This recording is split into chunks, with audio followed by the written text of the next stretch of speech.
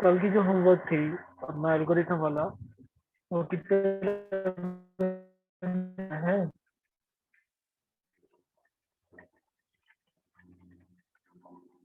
किसी ने नहीं कोशिश किया? कोई तो अनम्यूट करके बोलो। आवाज आ रही है मेरी?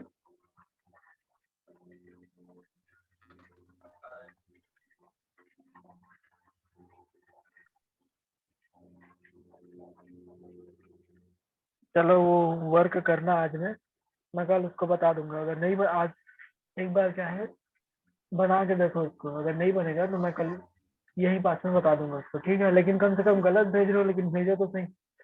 देखना पड़ता है ना उससे कि क्या क्या यस कितना सर। दिमाग है आपके पास में, कितना लगा सकते हो। वो कम से कम जितना उसको दे सकते हो उतना दो, ठीक है? गलत हो सही हो, कम से कम भेजो। यहाँ पास से हम उसको फिर सही करके बताएंगे। तो आज का हमारा टॉपिक है वेब वेब सर्वर, उसकी विशेषताएं। उसके बाद में कंप्यूटर का प्रोग्रामिंग जो होता है वो क्या होता है, उससे कितने चरण में डिवाइड है वो, और है बस उतना ही आज का टॉपिक, ठीक है? तो हम देखते हैं वेब सर्वर सबसे पहले। तो हम जो वेब पेज बना रहे हैं या जावा जो भी सीएसएस का यूज करके जो वेब पेज बना रहे हैं, अब बना क्यों रहे हैं? क्योंकि हमको सर्वर से कुछ जानकारियां चाहिए। मतलब सर्वर से हम जानकारी ही देंगे, जैसे हम क्लाइंट है, ठीक है? सर्वर से कुछ जानकारी मांगे तो उसके लिए हमें वेब पेज या ऐसे किसी सोर्स की जरूरत पड़ेगी जो हमको सर्वर से कनेक्ट करे। तो उस चीज के लिए जावा, पाइथन, ये सब पीएचपी, बहुत सारे जो लैंग्वेज है उसमें हम क्या करते हैं, कोडिंग करते हैं। कोडिंग करके इसको इंटरनेट के सहारे जोड़ा जाता है। और इंटरनेट क्या करता है, जो हमारे लोकल कंप्यूटर जितने भी है उसमें जो हमने अ, कोई वेब पेज बना के रखा है, उस पे जो कंटेंट डाला है वो हमको सर्च करके देंगे। जैसे गूगल का क्या काम है, हम हमको जो जानकारियां चाहिए वो किसी दूसरे के पास में अगर रखी हुई है, और अगर वो नेट यूज करता है या वेब पेज या कोई ब्लॉगर है, तो वो क्या करेगा, अपने जो है नेट पे डाल के रखता है कोई भी चीज। अब जब हम सर्च करेंगे तो गूगल वो क्या करेगा, पूरा डेटाबेस को अपने सर्च करके सिर्फ वही टॉपिक उठा के देगा जो हमने सर्च किया। तो इसके लिए वेब सर्वर चाहिए होता है, ठीक है? तो वेब सर्वर क्या होता है? वेब सर्वर एक प्रोग्राम होता है जो क्लाइंट और सर्वर मॉडल, ठीक है, वर्ल्ड वाइड वेब मतलब डब्ल्यू के सहारे हाइपर टेक्स्ट ट्रांसफर प्रोटोकॉल का प्रयोग कर वेब यूजर को वेब पेज की सेवा प्रदान करता है। अभी हाइपर टेक्स्ट ट्रांसफर प्रोटोकॉल क्या है, जो हमारी जो वेब पेज है वो क्या होती है, टेक्स्ट फॉर्मेट में होती है। हम जिस टाइम पे उसको कोडिंग करते हैं तो वो क्या होती है, एचटीएमएल में होती है, मार्कअप लैंग्वेज के सहारे। जब उसको हम पीएचपी के सहारे नेट से जोड़ते हैं, इंटरनेट पे डालते हैं, तो वो क्या हो जाती है, हाइपर टेक्स्ट रहती है। उसके बाद में ट्रांसफर प्रोटोकॉल हो जाती है। जो भी चीज हम अपने लिए जो कोडिंग करके रखे हैं उसको किसी दूसरे के पास में ट्रांसफर करने हैं, किसी तीसरे के पास में, तो वो ट्रांसफर प्रोटोकॉल पे चेंज हो जाती है, ठीक है? तो ये उसी का मतलब होता है कि हाइपर टेक्स्ट ट्रांसफर प्रोटोकॉल।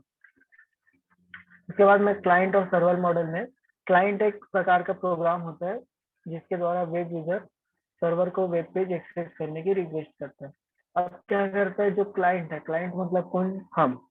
और सर्वर कौन है, इंटरनेट या उसको जो भी क्लाउड पे रखे हैं या फिर लोकल कंप्यूटर से जो इंटरनेट के सहारे जुड़े हैं वो चाहिए। तो उससे हमको चाहिए, तो हम क्या करेंगे, उसको सर्च करेंगे वेब पेज को, तो वो हमको एक्सेस करने की रिक्वेस्ट कर रहा है। मान के चलो जो वेब पेज है वो एक्सेस करने की रिक्वेस्ट कर रहा है, मतलब हम रिक्वेस्ट कर रहे हैं किसको, वेब पेज को, कि हमको इसका हिंदी अर्थ जानना है या इसका इंग्लिश अर्थ जानना है। तो वो हमको फिर रिक्वेस्ट किया हमने, फिर रिक्वेस्ट को ये करके हमको डिस्प्ले करेगा वो, ठीक है? एक्सेस करके हमको डिस्प्ले करेगा, तो हम उसके बारे में पूरी जानकारी फिर पढ़ सकते हैं। तो ये होता है हमारा वेब सर्वर। अगर इसको ऑफलाइन के सहारे समझे तो ऑफलाइन में क्या होता है, देखिए, अगर किसी बैंक में जाओ तो बैंक में क्या होता है, एक सर्वर रूम होता है। बड़ी बड़ी कंपनियां होती है, वहां भी एक सर्वर रूम ही होता है जहाँ पास से पूरे कंपनी की डेटाबेस तैयार की जाती है। जैसे आपने मूवी में देखा होगा, इसी तरह के हैक वाला पिक्चर होता है, उस पे एक सर्वर रूम में जाता है, वो कुछ कुछ करता है, फिर उसकी जो डाटाबेस की जानकारियां हैं वो सारी निकाल लेता है। तो अगर मैं ऑफलाइन मोड की बात करूँ, तो ये अगर मान के चलिए एक बिल्डिंग में है, और बिल्डिंग में 100 कंप्यूटर एक साथ कनेक्टेड है, तो वो किसके सहारे है? एक सर्वर रूम के सहारे। और जो भी क्लाइंट जो काम कर रहा है वो कहाँ जाके सेव होता है? सर्वर पे। और कोई तीसरा उसको खोलना चाहे उस फोल्डर को या फिर उस डेटाबेस को, तो वो एक्सेस कर सकता है। क्यों? क्योंकि वहाँ पास पे एक सर्वर लगा होता है। अब इसी तरीके की किसी नेटवर्क, जो बड़े नेटवर्क प्लेटफॉर्म पे है, तो बड़े नेटवर्क प्लेटफॉर्म पे हमारा आता है इंटरनेट। तो इंटरनेट में क्या होता है कि जो दुनिया वर्ल्ड वाइड वेब से मतलब क्या है, जो वो जो हमारी दुनिया है उस पर कहीं से भी हम कोई डाटा है उसको सर्च करें तो एक्सेस कर सकते हैं, जो इंटरनेट के सहारे काम करता है। तो ये वर्ल्ड वाइड वेब के सहारे हो जाता है, हाइपर टेक्स्ट ट्रांसफर प्रोटोकॉल के सहारे हो जाता है ये चीज। लेकिन हम ऑफलाइन की बात करें तो हमारा एक बिल्डिंग है या फिर एक फ्लोर है, फ्लोर पे कोई 50 कंप्यूटर है, 100 कंप्यूटर एक साथ सर्वर से जुड़े होते हैं। अगर मैं यहाँ से कुछ सेव करूँ तो वो मेरा बॉस जो है वो भी देख सकता है। तो ये सारी चीजें होती है सर्वर के सहारे। ठीक। उसके बाद पे आती है, देखिए यहाँ पास में लिखा है कि इंटरनेट पर किसी कंप्यूटर में यदि वेब साइट स्टोर की गई है तब उसमें वेब सर्वर अवश्य होना चाहिए। क्योंकि वेब सर्वर के इस वेबसाइट की कोई भी क्लाइंट प्रोग्राम या वेब यूजर एक्सेस नहीं कर सकता। तो ये मैं वही बता रहा हूँ कि अगर हम लोकल कंप्यूटर की बात करें और लोकल कंप्यूटर में इंटरनेट की सुविधा नहीं है और वो जो वेब पेज है वो जुड़ा नहीं है इंटरनेट से, तो हम सर्च करेंगे तो दिखलाएगा क्या? नहीं दिखलाएगा। तो ये वही चीज है। जैसे एक नॉर्मल सा ये ईमेल है। अब ईमेल को हम कब यूज कर सकते हैं? जब हम इंटरनेट से कनेक्ट हो। लेकिन टेक्स्ट मैसेज को हम कर सकते हैं बिना इंटरनेट के। तो ये चीज है। लेकिन ईमेल में हम फाइल ट्रांसफर कर सकते हैं, लेकिन जब हम टेक्स्ट मैसेज में फाइल ट्रांसफर करना चाहें, जैसे बहुत बड़ी बड़ी फाइल है, 100 MB 200 MB या उससे ज्यादा भी, तो हम टेक्स्ट मैसेज में कर पाएंगे क्या? नहीं कर पाएंगे। क्योंकि उससे क्या आता है, एमएमएस आता है। तो एमएमएस ज्यादा से ज्यादा छोटी छोटी छोटी फाइल अपन उस पर भेज सकते हैं। ठीक है।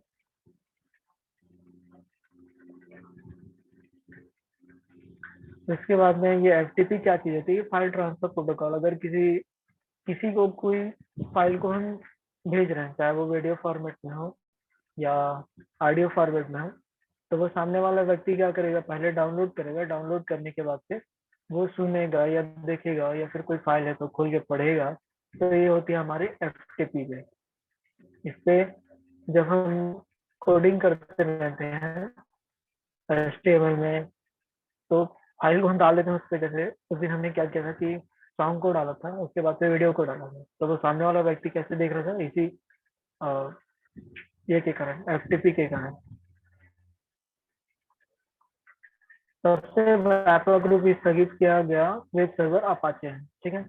जो सर्वर है हमारी, सबसे तगड़ा सर्वर किसका है? अपाचे का। उसके बाद में आईबीएम है, और ये है आईएसएस है। तो ये सारी जो है सर्वर है, जिसका सर्वर है बहुत बड़ा नेटवर्क पे है। तो ये अपाचे, आईबीएम, ये सारी जो है हमारी बहुत बड़ी सर्वर है ऐसा। अब वेब सर्वर की विशेषताएं पढ़ें तो वेब सर्वर में क्या होता है? वेब सर्वर को वेबसाइट होस्टिंग के लिए बनाया गया है। होस्टिंग मतलब क्या है? जैसे अभी जूम क्लास में हम लोग कितने लोग जुड़े हैं? 12 लोग जुड़े हैं। ठीक है। लेकिन होस्ट कौन है? ये मेरा कंप्यूटर है होस्ट। मैं सिर्फ बात कर रहा हूँ। अगर मैं कंप्यूटर से किसी को कमांड दूं कि वो अनम्यूट करें, तो ऑटोमेटिक उसके पास से एक मैसेज चला जाता है कि होस्ट आस्क टू अनम्यूट, ऐसा करके। तो वो चीज़ है। अगर किसी को वीडियो चालू करने की रिक्वेस्ट करूँ तो वो जाती है। तो उसी तरीके से ये होस्ट है। अब हम, कोई मेरे से रिक्वेस्ट करेगा कि सर रिकॉर्डिंग परमिशन दो या मुझे बोलने का मौका दो, तो मैं उसको आज को अनम्यूट करूंगा। तो ये चीजें होस्ट करती है। ठीक है। तो एक तरीके से वेब सर्वर में भी एक होस्ट होता है, जो हम जब किसी सर्वर से रिक्वेस्ट करें किसी चीज के लिए, जैसे कोई भी एक लिख दिए, सर्च कर दिए इमेज, तो किस चीज का इमेज चाहिए वो बताओगे, है ना? जैसे फ्लावर इमेज करके सर्च किया गूगल पे, तो वो सामने वाला जैसे गूगल का कंपनी वो हमको फ्लावर की ही इमेज दिखलाएगा, ना कि किसी एनिमल का या कलर का। वो किसी चीज का नहीं दिखलाएगा। सिर्फ हमारे पास पे जो पेज होगी वो किस चीज का होगा? फ्लावर का। तो ये होस्टिंग होती है उसकी। और इसकी मुख्य विशेषता क्या है? वेबसाइट होस्टिंग एनवायरनमेंट बनाना और उसे मेंटेन करना। तो ये वही चीज है कि हम जो सर्च कर रहे हैं सिर्फ वही दिखलाएगा और किसी चीज को नहीं दिखलाएगा। अब इससे वेब सर्वर की विशेषता है कि वेबसाइट बनाने की सुविधा मिल जाती है। जैसे पीएचपी से कनेक्ट करो तो पहले हमको कनेक्ट करना पड़ता है, फिर उसके बाद तो जो भी सुविधा है उसको हम लगाते हैं।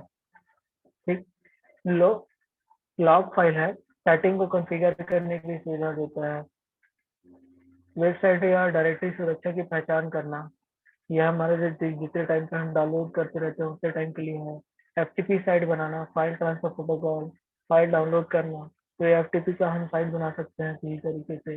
जैसे आप किसी नेट से पीडीएफ डाउनलोड करते हैं या इमेज डाउनलोड करते हैं, तो ये चीज है। अगर हम फाइल ट्रांसफर को प्रोटोकॉल नहीं दिए वहां पास से, तो क्या होगी, जो हमारा इमेज है वो डाउनलोड नहीं होगा। ठीक है। एरर पेज, अगर मैं किसी पेज पे काम कर रहा हूँ, वो पेज मैं गलत तरीके से सर्च कर रहा हूँ, जो पेज हमने कभी बनाया ही नहीं है या फिर वेब में है ही नहीं, तो वो क्या दिखलाएगा, 404 पेज नॉट फाउंड एरर, ऐसा करके मैसेज आता है कभी कभी। जैसे किसी साइट पे काम चल रहा होता है तो क्या क्या आती है मैसेज, 503 आती है। और भी कई सारे कोड्स होते हैं, ये 404 का मतलब अलग है, 503 का मतलब अलग है। तो ये जो कोड है वो आती है, उसको आप अगर गूगल पे सर्च करें, जैसे 404 का मतलब क्या होता है, तो कुछ इस तरीके से देखना है।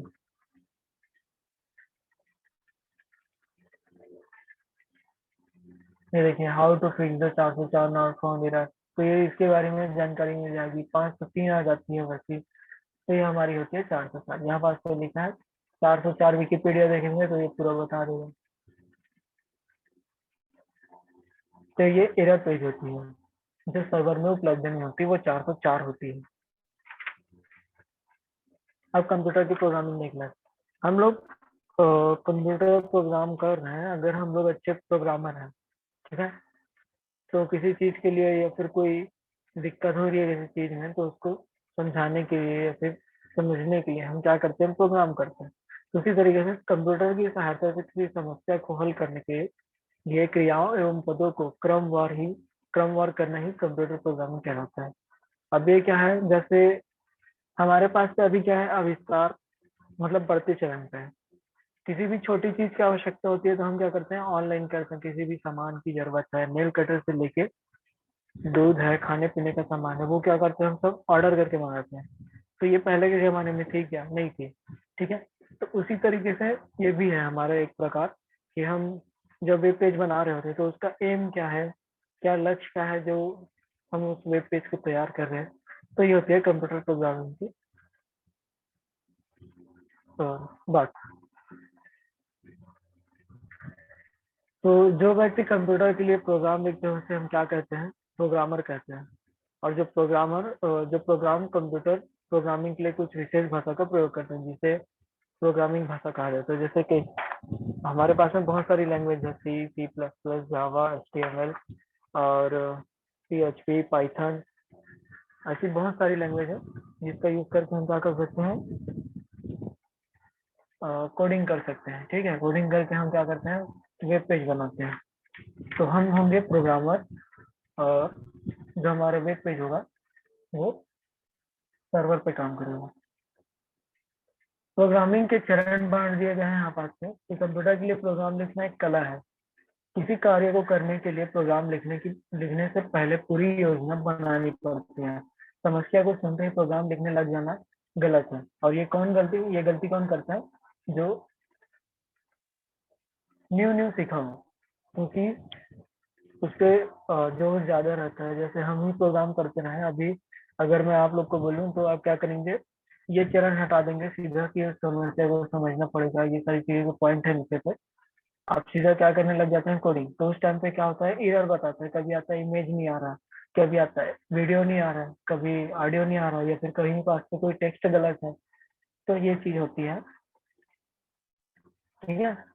बाय उसकी समस्या को सुनते ही प्रोग्राम लिखने लग जाना, ये गलती अक्सर होती है। उसके बाद से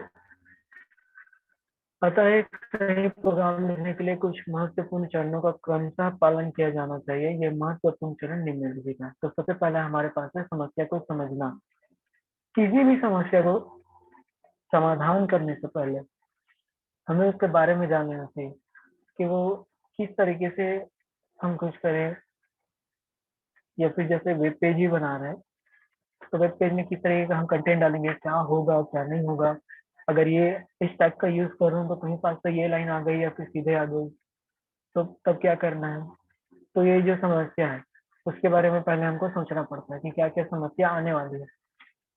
आप जितना चाहें समस्या को जितना समझेंगे, कहीं ना कहीं अगर सामने वाले भी, चलो ठीक है आप समस्या ना समझ रहे हो, सामने वाला वेब पेज जो डिजाइन करता है, वेब पेज को डिजाइन करता है, वो आपको बता दिया कि यहाँ यहाँ पास पे ये टैग यूज करना है, लेकिन उसको थोड़ी ना पता है कि वो मतलब सही से बता रहा है कि नहीं बता रहा है। वो जो है हम सीखे हैं, सामने वाला तो वेब डिजाइन का कोर्स किया है, लेकिन हम वेब प्रोग्रामिंग का कोर्स किया है, मतलब कोडिंग का कोर्स किया है, तो उससे बेहतर हम कोडिंग हम जानेंगे। तो ये होती है। फिर सामने वाला जो बोलता है डिजाइन करने, मतलब डिजाइन करने के लिए वेब पेज इस जगह ये कोडिंग करोगे तो परफेक्ट बैठेगा करके, लेकिन पिक्सल पे सेट करना, हम पिक्सल पे सेट नहीं किए तो जो जब हम इसको छोटा बड़ा करते हैं वेबसाइट को, मतलब जो हमारा इंटरनेट एक्सप्लोरर है या ब्राउजर है या जो भी है जिससे हम नेट चला रहे हैं, तो उस टाइम पे वो क्या होती है, कट जाती है या फिर ठीक से कंटेंट नहीं दिखला रही, तो ये हमारा क्या हो जाता है, एक समस्या बन जाता है। ठीक है। तो कोई ना कोई एक बात ऐसी छूट जाएगी सामने वाला बताने के बावजूद भी, जब आप कोडिंग करते रहेंगे तो उसमें कोई ना कोई एक बात छूट जाती है, तो वो आपके लिए घातक हो सकता है। मतलब एक प्रोफेशनल प्रोग्रामर के लिए कोई भी गलती, मतलब छोटी से छोटी गलती भी उसका इमेज खराब कर सकती है। तो ये होता है समस्या को समझना कि हम उसको किस तरीके से क्या कर रहे हैं।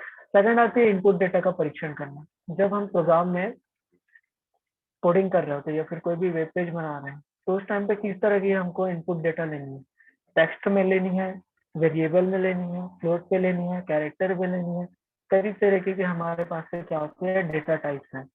तो फ्लोट से मतलब है दशमलव वाली संख्या, इंटीजर से मतलब है बिना दशमलव वाली संख्या, वेरिएबल है, ठीक है, कैरेक्टर है। इस तरीके से हमारे पास में बहुत सारे डेटा टाइप है। तो कौन सी डेटा टाइप हम इंटर करवाना चाह रहे हैं हमारे कस्टमर से, या फिर किसी प्रोग्राम का फॉर्म कर रहे हैं, फॉर्म फिलअप करने वाला कर रहे हैं, या फिर कोई भी एक और चीज कर रहे हैं जो ऐप बनाने का डेवलप है, उसको भी कोडिंग होती है। तो ये सारी चीज जो है इनपुट डेटा का परीक्षण करना कि किस तरीके से हम इनको इनपुट लेंगे और किस तरीके से उसको फिर आउटपुट देना है। तो किस फॉर्मेट में आउटपुट देना है वो भी आपको इनपुट डेटा और आउटपुट डेटा का परीक्षण करना होता है।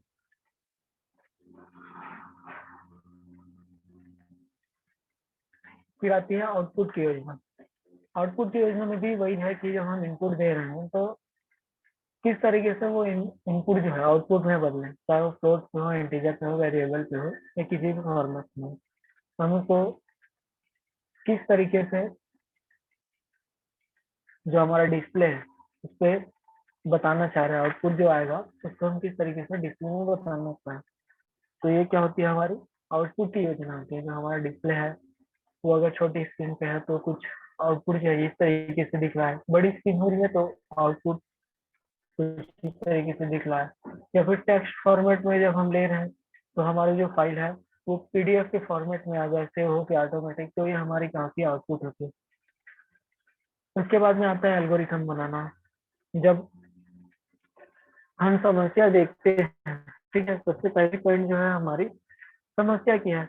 हम समस्या देखते हैं उस टाइम पे तो हम समझ रहे होते हैं कि इस पे क्या क्या दिक्कतें आ सकती है हमको, क्या क्या नहीं आ सकती। लेकिन जब हम एल्गोरिथम बनाते हैं, किसी भी प्रोग्राम करने से पहले उसका एल्गोरिथम बनाए, तो वो क्या हो जाती है, जो समस्या होती है वो 100% क्लियर हो जाएगी। तो उसके लिए आता है एल्गोरिथम बनाना। यह प्रोग्राम लिखने का सबसे महत्वपूर्ण चरण है। हम इसमें हम समस्या की हल की क्रमबद्ध रूपरेखा देते हैं। ठीक है। और भी इसमें पॉइंट है, जैसे इस चरण में दिए गए इनपुट से मांगे गए आउटपुट पहुंचने तक सारे चरण जो है क्रमानुसार लिखे जाते हैं। जब हम एल्गोरिथम को स्टार्ट करते हैं, फिर वहां से कौन सा इनपुट लेना है, फिर प्रोसेस कैसे होगा, फिर आता है डिसीजन बॉक्स। अगर डिसीजन गलत हुआ तो क्या होगा, सही हुआ तो क्या होगा। ठीक। उसके बाद से आएगा आउटपुट बॉक्स। आउटपुट बॉक्स के पास में जैसे हमने आउटपुट शो कर दिया, उसके बाद पे भी अगर कोई दिक्कत रह जा रही है तो हम स्टॉप नहीं करेंगे, उसको आगे लेके जाएंगे। फिर वो डिसीजन बॉक्स पे लागू होगा। आउटपुट सही आ रही है तो ठीक है, स्टॉप किया जाए। अगर आउटपुट गलत आ रही है तो स्टॉप किया जाए। आउटपुट गलत आ रही है तो फिर से ये रन हो, मतलब ऊपर चले जाए, जो वैल्यू हमने दिया है वो ऊपर जाए और एक बार और कैलकुलेट होके आउटपुट बॉक्स में अगर सही है तभी प्रिंट हो और स्टॉप हो, ऐसा। तो ये क्या होती है, हमारी एल्गोरिथम होती है। उसके बाद से आती है फ्लो चार्ट। अब एल्गोरिथम तो बना दिए हमने, लेकिन कौन सा इनपुट है, कौन सा आउटपुट है, कौन सा डिसीजन में जाएगा, कौन सा हमारा प्रोसेस बॉक्स में आएगा, इस चीज को समझने के लिए हम क्या करते हैं, फ्लो चार्ट का यूज करते हैं। ठीक है। और फ्लो चार्ट के अंदर में सिर्फ हमारा क्या होता है, जो सिंबल्स होती है सिर्फ वही फ्लो चार्ट है। सीडो कोड क्या होती है, जो उसके अंदर से हम लिखते हैं, जो एम एन ओ पी या फिर जो भी कुछ हम ले रहे होते हैं वो सीडो कोड होती है। ठीक है। जो टेक्स्ट फॉर्मेट में होती है बॉक्स के अंदर पे, वो हमारे सीडो कोड कहलाती है। और फ्लो चार्ट क्या होता है, जो सिंबल के सहारे चलता है। फिर उसके बाद से आता है वास्तविक प्रोग्राम लिखना। हमने क्या किया, पूरा जो हमारा फ्लो चार्ट, एल्गोरिथम, सब चीज कंप्लीट करके हम प्रोग्राम को अच्छी तरीके से समझ गए। अब अच्छी तरीके से समझने के बाद से हम करते हैं कोडिंग बैठने, कोडिंग करने। तो इससे क्या होता है, एक क्रमबद्ध तरीके से हम क्या करते हैं, कोडिंग करते हैं। तो गलती की गुंजाइश ना के बराबर हो जाती है। हो सकता है थोड़ी बहुत गलती हो, या फिर जब हम फ्लो चार्ट वगैरह सब चीज बना सकते हैं तो 100% एक्यूरेसी भी हो सकती है। ठीक है। या कुछ ऐड करना है या कुछ नहीं करना है, तो ये वास्तविक प्रोग्राम जिस टाइम पे लिख रहे होते हैं आप, तो उस टाइम पे हम उसको डाल सकते हैं और लिख सकते हैं। ठीक है। तो वास्तविक प्रोग्राम लिखने के लिए हमको सबसे पहले उसका जो फ्लो चार्ट है, एल्गोरिथम से सही तरीके से पढ़ लें। फिर सेकंड पॉइंट क्या आता है, इसके प्रोग्रामिंग, जब हम इसकी प्रोग्रामिंग भाषा के सिंटैक्स से ज्ञान होना आवश्यक होता है। जिस टाइम पे हम कोडिंग कर रहे होते हैं वेब पेज का, या फिर किसी को ऐप डेवलप करके देना है, और हो सकता है किसी के फाइल ट्रांसफर प्रोटोकॉल के लिए हम एक वेब सर्वर बनाया है, तो उसकी प्रोग्रामिंग के बारे में, जो लैंग्वेज है उसके बारे में, जो उसका सिंटैक्स है किस तरीके से होता है, सीएसएस किस हेड के बीच में लिखना चाहिए, बॉडी में लिखना चाहिए, क्या चीज होता है सीएसएस, उसका सिंटैक्स किस तरीके से यूज होता है, आईडी लिखने पे हम हैश का यूज करें, क्लास डिफाइन करने पे हम डॉट का यूज करें, तो ये जो होती है वो उसका सिंटैक्स कहलाता है। तो इसका जो हमको ज्ञान होना आवश्यक होता है। अगर हम ये ना कर पाए तो क्या होगा कि हमारा जो कोडिंग है वो एरर बता देगा और वेब पेज पे सही से कनेक्टेड नहीं हो पाएगा। फिर लास्ट हमारा आता है प्रोग्राम का निरीक्षण। अब इस चरण में क्या होता है कि जिसके लिए हम प्रोग्राम, मतलब जो हमें वेब वेब पेज डेवलप किए हैं, जैसे एक सिंपल सा सिर्फ एडिशन के लिए, जब हम कैलकुलेटर बना रहे हैं, चलो कैलकुलेटर बना रहे हैं, तो सिंपल सा एक कैलकुलेटर बनाने के लिए जिस टाइम पे हम कोडिंग कर रहे हैं, ठीक है, अब वो सही से काम कर रहा है कि नहीं कर रहा, ये चीज देखने के लिए हम उसका एक परीक्षण करते हैं छोटा सा, कि 2 और 5 को जोड़ें। एडिशन के लिए बना रहा हूँ अभी, तो 2 और 5 को जोड़ रहा हूँ तो 7 आ रहा है कि नहीं आ रहा है, 2 और 3 को जोड़ रहा हूँ तो 5 आ रहा है कि नहीं आ रहा है, ऐसा छोटा छोटा परीक्षण किए। ठीक है। जो हमने रफ में कार्य किया है सेम वैसे ही आ रहा है, तो हमारा जो प्रोग्राम है वो सही तरीके से बना है। अगर कहीं पास पे त्रुटि हो रही है तो हमको क्या चेक करना पड़ेगा, फिर से पूरा जो हमने कोडिंग किया है, जो वास्तविक प्रोग्राम लिखा है हमने, उसको एक बार फिर से चेक करेंगे। तो ये जो हमारी पास तो कितने 7 पॉइंट है। ठीक है। तो इस 7 पॉइंट से हम क्या करते हैं, वेब पेज को पूरा सही तरीके से डेवलप करते हैं। तो ये हमारी होती है वेब सर्वर और कंप्यूटर प्रोग्रामिंग। वेब सर्वर की विशेषताएं, जैसे वेब सर्वर की विशेषता हो गई, उसके बाद से computer programming step by step किस तरीके से हम करते हैं, तब वो हमें एग्जीक्यूट करेंगे तो हमारा जो आउटपुट है वो सही तरीके से आए, उसके लिए हम इन